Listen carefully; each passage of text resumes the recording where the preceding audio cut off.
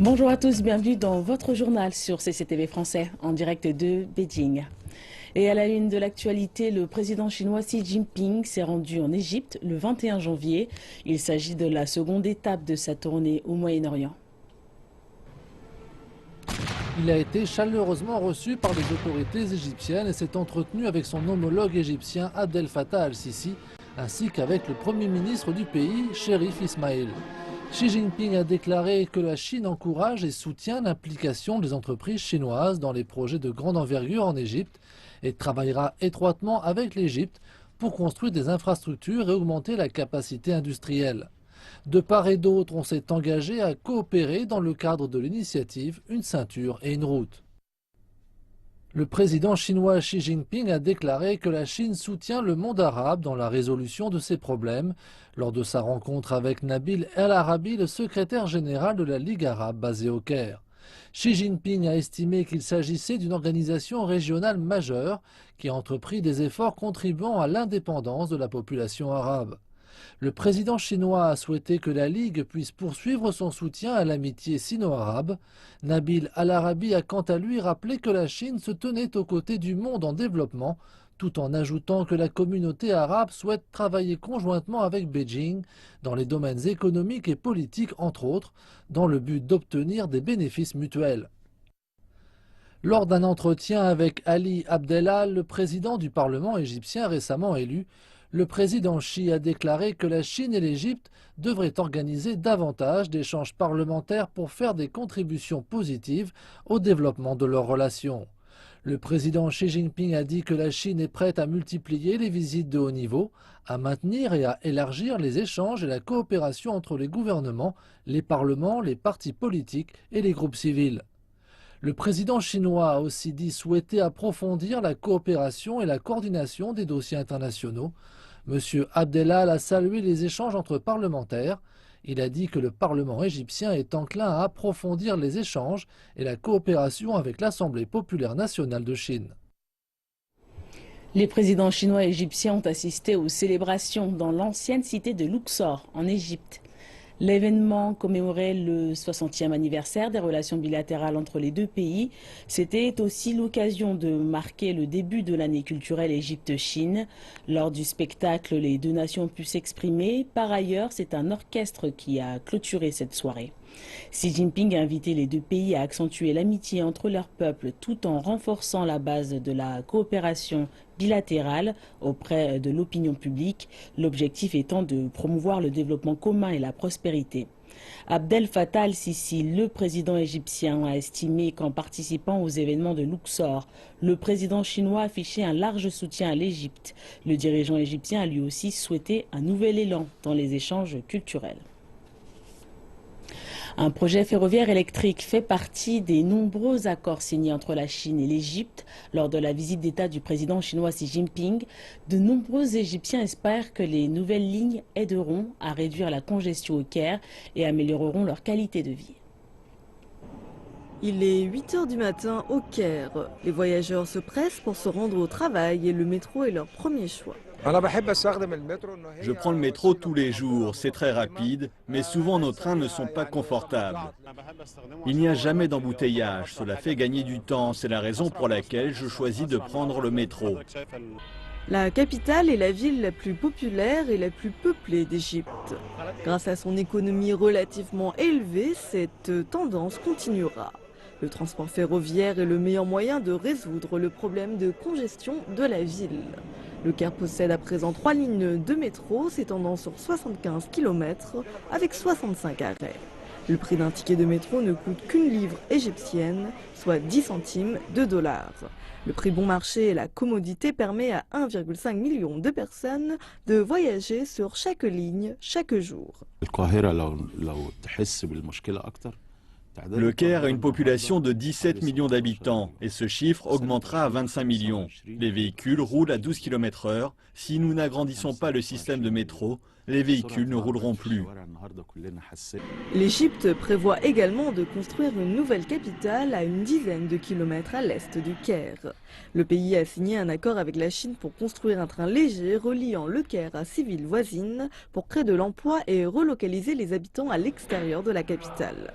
Lorsque cela sera achevé, la longueur totale des rails s'étendra sur 70 km et possédera 12 stations. Les trains sont conçus pour atteindre une vitesse maximum de 120 km/h. Le Caire est déjà surbondé. Nous avons besoin de déménager dans une nouvelle ville et je pense que le transport urbain est la solution à notre problème. Ce transport sera plus commode. Grâce au nouveau programme ferroviaire, la ville sera moins congestionnée et les habitants pourront voyager plus confortablement. Un quotidien iranien a publié un article écrit par le président chinois Xi Jinping avant sa visite d'État les 22 et 23 janvier. Xi Jinping y appelle à une meilleure coopération et un renforcement des liens avec l'Iran. Le président chinois écrit qu'il échangera ses points de vue avec son homologue iranien sur les affaires régionales et internationales, ainsi que sur les progrès en matière de relations bilatérales. Il a précisé qu'en vertu du cadre de travail Une ceinture et une route, les deux pays peuvent améliorer leur confiance politique et partager leurs avancées de développement. Xi a précisé qu'il espérait que la Chine et l'Iran pourront travailler ensemble sur un réseau de transport visant à connecter l'Asie de l'Est et de l'Ouest, à étendre la coopération en matière d'énergie et d'industrie et à améliorer la communication dans divers secteurs. Et plus de détails concernant l'article du président chinois publié par le quotidien iran Daily. L'article évoque l'histoire et les récents développements des relations entre la Chine et l'Iran et est très optimiste concernant le futur de ces relations. Le journal est l'un des plus influents d'Iran. Et c'est la première fois qu'il publie un article écrit par un chef d'État étranger. La direction du quotidien dit que cet article de première page couvre les relations entre la Chine et l'Iran sur plusieurs aspects. L'article mentionne le passé des relations bilatérales et les rôles joués par la Chine et l'Iran dans les affaires du monde, ainsi que le futur des relations entre les deux pays. L'article a une grande signification et doit être lu par les Iraniens. Le directeur du journal dit que la visite va faciliter l'ouverture du journal sur la politique, l'économie et la culture chinoise. Et elle pourrait attirer l'attention des gens du peuple, qui chérissent l'histoire et le futur des relations entre l'Iran et la Chine. Je salue la visite du président Xi en Iran. L'article est très intéressant. Il mentionne les relations entre la Chine et l'Iran dans le passé, des pays qui, je pense, sont étroitement liés et jouissent d'une profonde amitié entre leurs peuples. L'article de M. Xi évoque également la collaboration entre les deux pays. Des érudits disent que cette visite est historique et que les deux pays devraient en saisir toutes les opportunités. L'initiative Une ceinture, une route est un très bon mécanisme de coopération qui apporte de grandes opportunités aux pays situés le long de l'ancienne route de la soie. J'ai confiance dans cette proposition qui a un fort potentiel. Les analystes disent que la visite va accélérer le développement des relations bilatérales. Ils disent que l'Iran et la Chine vont travailler encore plus étroitement sur les sujets régionaux et internationaux. À la veille de la visite du président chinois en Iran, les Iraniens espèrent que les relations entre les deux pays pourront atteindre un nouveau niveau. En tant que vice-ministre de l'Iran en charge de l'industrie cinématographique, j'espère que les deux pays pourront avoir plus d'échanges culturels, en particulier dans le domaine de l'industrie cinématographique. Nous pouvons coopérer dans de nombreux domaines et nous pouvons investir ensemble dans plus de cinéma. Nous sommes contents que le président chinois visite l'Iran. Nous espérons que la Chine pourra accroître ses investissements en Iran et nous souhaitons travailler avec les entreprises chinoises et faire des affaires ensemble. En raison de la levée des sanctions, l'environnement est maintenant complètement différent. Nous espérons que la Chine approfondisse sa coopération avec l'Iran, en particulier dans le domaine économique, afin d'arriver à une solution gagnant-gagnant.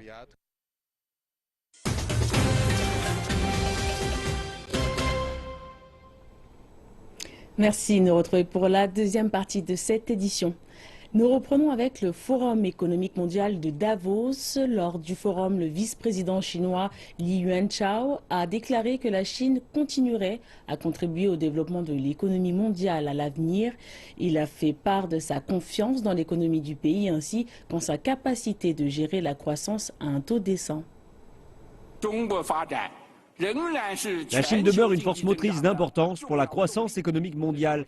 C'est là mon premier point. Deuxièmement, la Chine a la confiance et la capacité de maintenir une croissance moyenne à élevée. Et alors que le monde ne peut ignorer le profond impact de la crise financière mondiale, son économie se trouve encore dans une période de profond ajustement. L'économie chinoise, étroitement connectée avec l'économie mondiale, est entrée dans une nouvelle normalité, passant d'une expansion quantitative rapide à une phase de recherche d'une qualité et d'une efficacité plus élevée.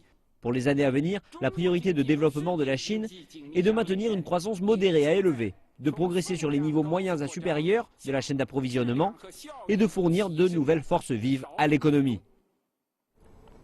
Le thème de cette année à Davos, c'est la maîtrise de la 4e révolution industrielle. Ce concept est aussi appelé Industrie 4.0 et est devenu une expression à la mode partout dans le monde. Pour la Chine, il s'agit d'une occasion pour les mettre sur les rails, une importante transformation industrielle. Voici l'avenir du secteur manufacturier. Des entreprises et des instituts de recherche ont mis sur pied le premier laboratoire intelligent d'usine Industrie 4.0 en Chine. Le terme a d'abord été présenté en Allemagne, qui est un véritable leader dans cette révolution industrielle. Et en Chine, grâce au programme stratégique du pays Made in China 2025, l'accent est mis sur la convergence de divers concepts qui intègrent le numérique et le physique. Par exemple, l'Internet des objets, le système cyberphysique, l'avancement des données de masse et les infrastructures de communication. Cela signifie l'utilisation de l'auto-optimisation, de l'autoconfiguration et même de l'intelligence artificielle pour compléter des tâches complexes. Cela permettra une meilleure efficacité de coûts et des produits et des services de qualité supérieure. L'industrie 4.0 ne se concentre pas simplement sur des questions techniques, mais plutôt sur des concepts liés aux gens et à la gestion. Plusieurs ingénieurs allemands disent que les usines chinoises doivent d'abord adapter leur processus de production. L'industrie 4.0, ce n'est pas simplement l'automatisation. Au lieu de concevoir des usines sans humains, cela signifie plutôt des usines intelligentes qui mettent plus d'importance sur l'interaction de l'homme avec les robots. Au lieu de la production en série traditionnelle, des produits différents viendront de la même chaîne de production adaptés à chaque client. Les experts croient que les défis sont énormes, mais les opportunités le sont tout autant. Si nous voyons comment la Chine se sert de l'industrie 4.0, il y a quelques défis et quelques risques dans ce concept. On pense bien sûr à la perte d'emploi. Si vous augmentez la productivité, vous libérez beaucoup de main-d'œuvre et vous devez penser ce que vous pouvez faire avec cette main-d'œuvre. Donc il y a bien sûr une demande énorme pour la formation, particulièrement pour la formation professionnelle. Je pense que la Chine doit investir de façon importante dans la formation et aussi dans l'alphabétisation numérique pour faire face aux défis qui émergent en même temps que ces concepts. Peu importe s'il est question du développement de l'industrie 4.0 ou 5.0, on parle d'un changement important dans la façon de penser. Cela requiert des transformations structurelles et de l'innovation pour pouvoir s'assurer un niveau de compétitivité qui permettra de survivre. On s'attend à ce que l'industrie 4.0 ait un grand impact sur la chaîne de valeur de l'industrie. C'est essentiellement un mariage entre le monde numérique et le monde physique qui va créer un nouveau paysage industriel dans l'avenir. Cette semaine, la Banque centrale chinoise a injecté plus de 1000 milliards de yuan sur le marché monétaire et a promis plus de liquidités à moyen terme. Lundi, la Banque centrale a injecté 55 milliards de yuan sur 3 jours à travers d'opérations d'injection de liquidités à court terme. Le lendemain, via des opérations de prise en pension, elle a injecté 155 milliards de yuan, ensuite 410 milliards de yuan à travers les facilités de prêt à moyen terme.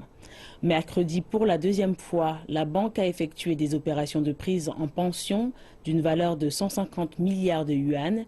Jeudi, un total de 400 milliards de yuan était injecté via les mêmes opérations. En seulement 4 jours, la Banque centrale chinoise a injecté un total de 1170 milliards de yuan.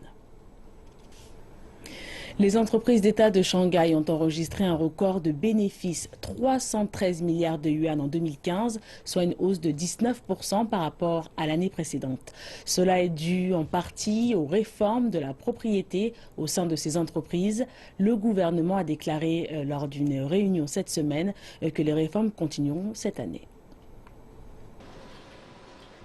Le gouvernement central lancera une série de réformes pilotes au sein des entreprises d'État dans 10 quartiers en 2016, dont des réformes de politique de titularité et d'embauche de directeurs exécutifs. Shanghai réalise également des réformes de titularité, dont l'introduction en bourse d'entreprises entières et non seulement les filiales rentables. L'entreprise Shanghai International Port Group a fait partie des premières entreprises locales à être nationalisées. L'entreprise a également commencé à offrir certaines de ses actions aux employés en tant qu'encouragement. Le nouveau système est en place depuis plus d'1 an et l'entreprise a été témoin de grands et d'encourageants changements dans ses opérations. Suite à l'introduction de la totalité de l'entreprise, la gestion et la structure de notre entreprise est devenue plus claire qu'avant. Nous avons des normes opérationnelles plus élevées, car nous sommes à présent une entreprise cotée en bourse. En d'autres termes, c'est comme mettre une entreprise dans un vase en verre, tout est ouvert et transparent. Nous avons commencé à donner des actions à nos employés en 2014 et aujourd'hui, ils prennent davantage soin des opérations de l'entreprise. Nous avons reçu 57 propositions cette année lors des réunions, alors que nous n'en avions qu'une sur 10 avant. L'objectif des entreprises d'État cotées en bourse est d'introduire de multiples actionnaires, dont des investisseurs privés, et de réduire la proportion des actions détenues par le gouvernement à un niveau plus modéré. Le gouvernement pense que cela aidera à relancer la productivité et la compétitivité des entreprises publiques. Elles sont habituellement imposantes, mais possèdent plus d'un commerce principal. Tous ces commerces ne sont pas forcément cotés en bourse. Pour résoudre ce problème, le gouvernement central a publié des directives pour classifier les cibles de réforme des entreprises d'État.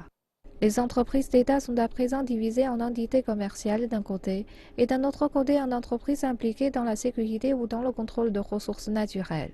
Mais selon les experts, classifier certaines entreprises d'État est un sérieux défi pour les réformes de cette année.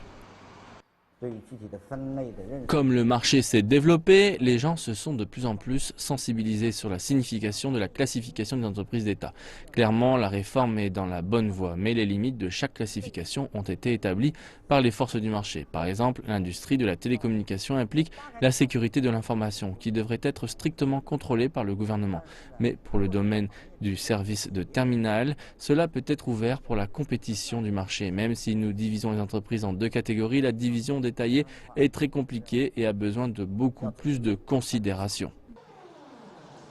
La réforme des entreprises d'État a déjà rapporté de bons résultats pour 2015. Les entreprises d'État de la ville ont généré un total de revenus de 3 000 milliards de yuan, soit une hausse de 7% par rapport à l'an dernier.